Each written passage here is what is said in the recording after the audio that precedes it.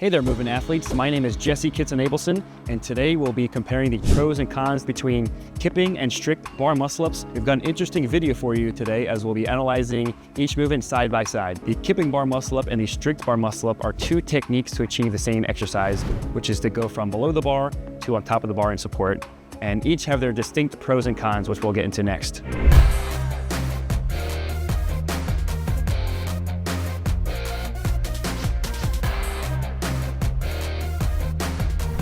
First, we'll get into the pros of learning the kipping bar muscle-up.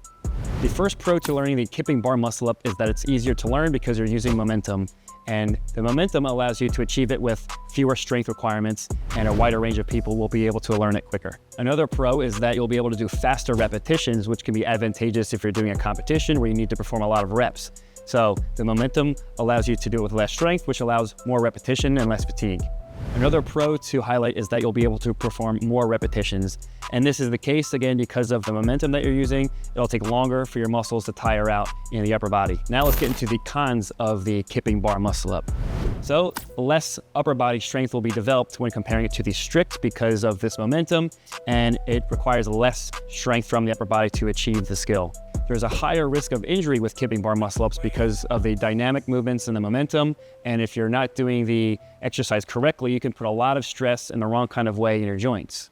Or if you're fatigued, you start to break down the movement and you're trying to throw and fling your body around to perform any extra rep that you can do. The last main con to highlight is that they really shred your hands up much more than the strict bar muscle-up, and the kip swings really put a lot more friction between your hands and the bar, and it'll really grind them up more so than the strict. Now let's get into the pros of the strict bar muscle-up category. So there's no momentum here, so you will be developing more upper body strength when performing the strict. Strict bar muscle-ups require more control because you've got to go in a slower pace and be strong in every single position from bottom to top.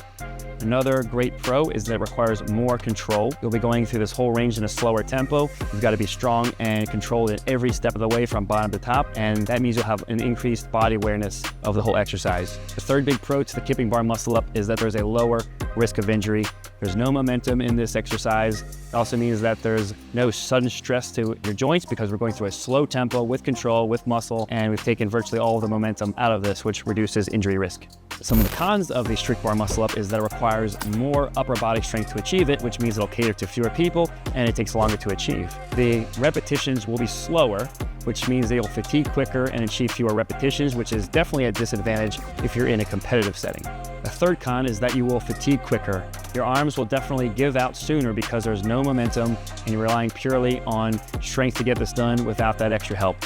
So those are a few of the different pros and cons when pitting the kipping versus strict bar muscle-up up against each other. And it really comes down to the individual and what their goals are, their background is, because that will dictate a lot of what the training is, but really both go hand in hand. They can help each other, and it does come down to the individual and what makes sense for them.